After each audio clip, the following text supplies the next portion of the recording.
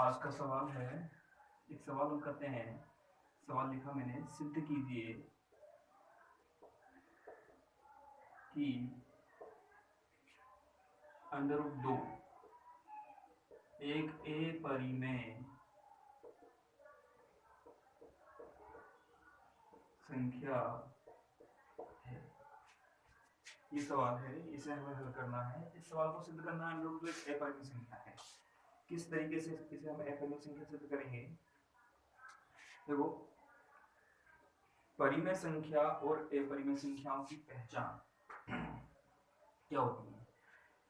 परिमेय संख्याएं जो होती हैं, परिमेय संख्याएं ये होती है p/q रूप।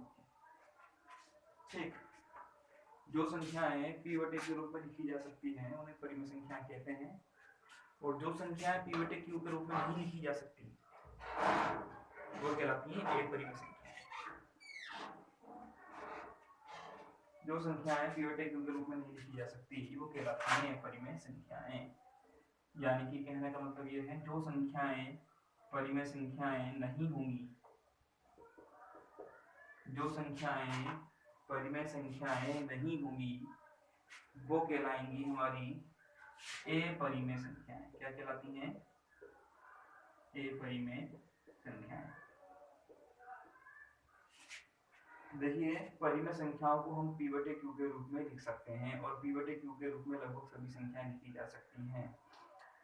तो अपरिमेय संख्याओं को लिखने का फिलहाल जैसे कोई तरीका नहीं है, कोई ऐसा स्पेशल तरीका नहीं है कि हम इसको डिफाइन कर सकें कि इस तरह की होती हैं अपरिमेय संख्याएं। तो अपरिमेय संख्याओं को सिद्ध करने का तरीका यही है कि अगर कोई संख्या परिमेय नहीं है तो वो होगी अपरिमेय। अगर कोई संख्या परिमेय नहीं है तो वो होगी अपरिमेय संख्या। तो इस सवाल के लिए ये जो दिया हुआ है, सिद्ध कीजिए √2 एक अपरिमेय संख्या, तो हम मान लेते हैं हल इसका। देखिए, मान लेते हैं √2 परिमेय संख्या। मान लेते हैं √2 क्या है? एक परिमेय संख्या है। अब ये परिमेय संख्या है, हमने माना है, इसको उल्टा लेके चल रहे हैं, हमें सिद्ध करना है परिमेय, हम ले रहे हैं इसको परिमेय। तो इस तरह से इसको हम आगे हल करेंगे परिमेय मान करके। जहां पर हम अटक जाएंगे वहां जाकर के हम बोल देंगे कि अभी सवाल आगे हल नहीं हो रहा है, इसका मतलब ये गलत है, ये हो जाएगा अपरिमेय। देखिए, अगर √2 एक परिमेय संख्या है तब 2 से अभाज्य पूर्णांक p और q इस प्रकार होंगे कि √2 बराबर p/q। समीकरण नंबर 1। अगर √2 एक परिमेय संख्या है तो √2 p/q के रूप में लिखी जा सकती है। सवाल को हम आगे बढ़ाते हैं। यहाँ से वर्ग करने पर दोनों पक्षों में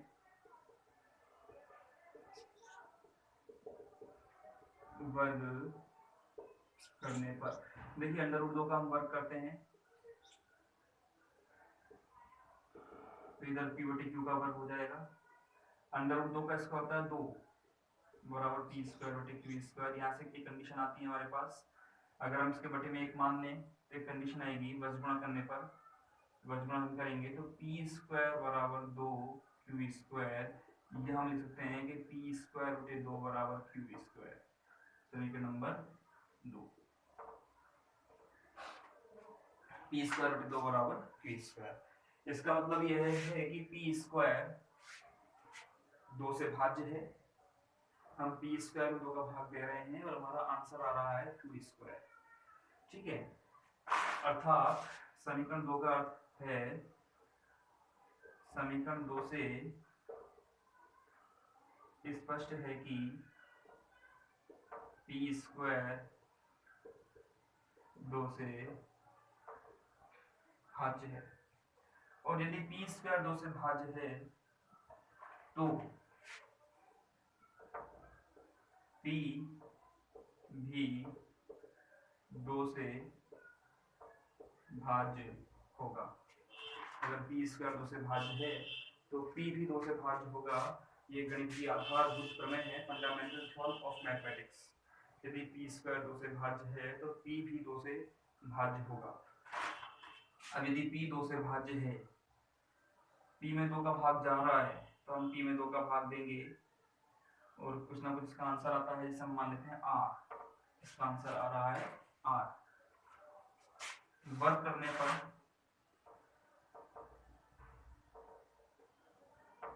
सेम कंडीशन दोनों पक्षों में वर्क करने पर p/2 का स्क्वायर बराबर r स्क्वायर, यानी कि ये हो गया p स्क्वायर बटे 4 बराबर r स्क्वायर। p स्क्वायर बटे 4 बराबर r स्क्वायर। p का स्क्वायर किया हमने, बटे में 2 का स्क्वायर किया, 4 हो गया बराबर r स्क्वायर। यह हम p स्क्वायर का मान रखेंगे समीकरण 2 से। p स्क्वायर की जगह पर 2q स्क्वायर, समीकरण 2 से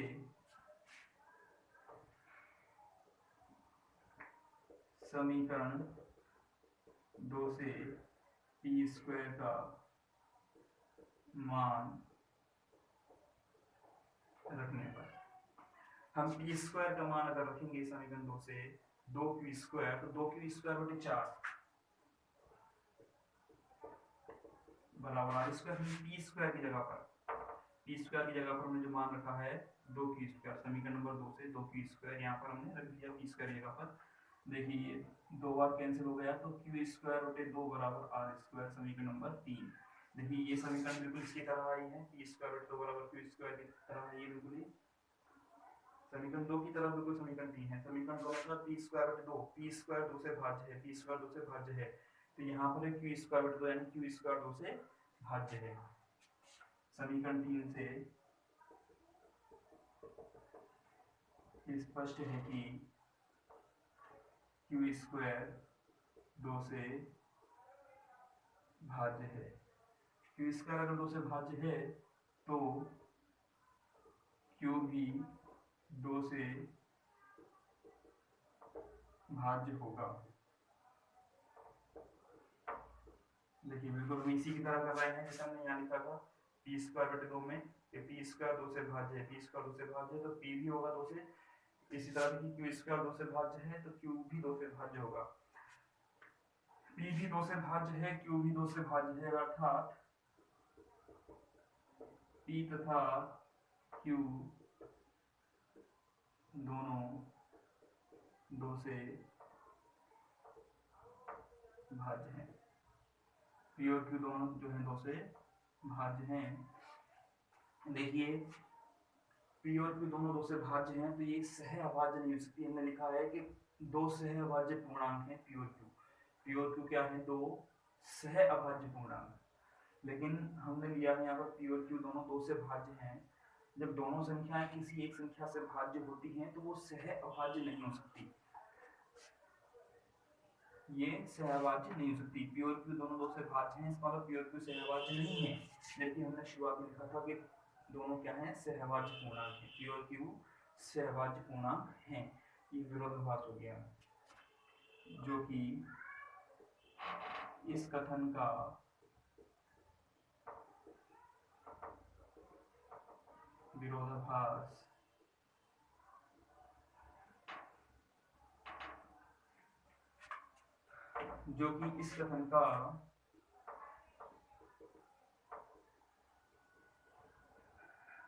विरोधाभास है कि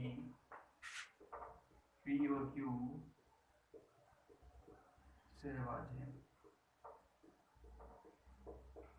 देखिए ये विरोधाभास क्या होता है? विरोधाभास हो गया मतलब विरोध करना। दो बातें एक दूसरे के बिल्कुल अपोजिट हैं। हम कह रहे हैं p और q दोनों भाज्य हैं, जबकि हमने माना है कि ये सहभाज्य हैं। दोनों बातें एक साथ नहीं हो सकती, ठीक है।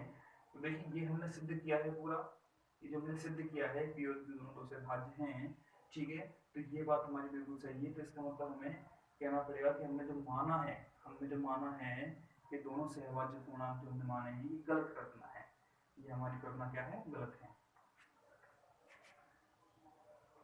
जो कि हमारी गलत कल्पना के कारण प्राप्त हुआ है।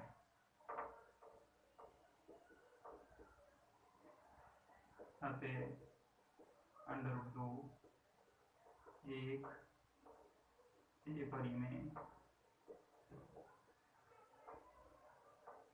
संख्या है। देखिए जो हमारा विरोधाभास हुआ था कि पी और क्यू से अभाज्य है और पी और क्यू दोनों दो से भाज्य है, तो इन दोनों लाइनों में से एक ही बात सही हो सकती है, दोनों बातें एक साथ सही नहीं हो सकती। या तो पी और क्यू दोनों दो से भाज्य होंगे या पी और क्यू से अभाज्य होंगे। अब चूंकि पी और क्यू दो से भाज्य है तो ये सहअभाज्य नहीं हो सकते, सहअभाज्य नहीं हो सकते। अर्थात ये जो हमने माना है ये लाइन गलत है, ये जो लाइन है सहअभाज्य वाली लाइन गलत है। और ये लाइन हमने कब मानी थी? सहअभाज्य जब हमने माना था कि √2 एक परिमेय संख्या है, मतलब ये वाली लाइन भी हमारी गलत है कि एक परिमेय संख्या है। अर्थात अब ये परिमेय संख्या नहीं है, और परिमेय संख्या नहीं है तो ये कैसी होगी? एक परिमेय संख्या होगी। तो ये सवाल को सिद्ध करने का तरीका है। √2 एक परिमेय संख्या है। इस तरह से हमने इस सवाल को सिद्ध किया है। ये सवाल बहुत ही महत्वपूर्ण सवाल है, इस तरह के सवाल परीक्षाओं में आते हैं और काफी महत्वपूर्ण सवाल है। कोई भी चीज समझ नहीं आई हो आप पूछ सकते हैं दोबारा। इस आधार पर आप और भी संख्याओं को सिद्ध कर सकते हैं। √2 के साथ साथ आप सिद्ध कर सकते हैं कि √3, √5, √7, √11 ये सारी संख्याएं भी कैसी हैं? एक परिमेय संख्याएं होंगी। इन सवालों को आप सिद्ध करके देख सकते हैं। आपको केवल इतना सा करना होगा कि आप जहाँ भी आपने √2 लिखा हुआ है वहाँ 2 की जगह आप 3 कर देंगे तो √3 वाला सवाल हो जाएगा। 2 की जगह अगर आप 5 कर दोगे तो √5 वाला सवाल हो जाएगा। आपको सभी जगह पर 5 करना होगा, 5 5 सभी जगह पर 5 करना होगा आपको यहाँ पर। ठीक है, सवाल में अगर कोई दिक्कत है तो आप पूछ सकते हैं दोबारा। Thank you.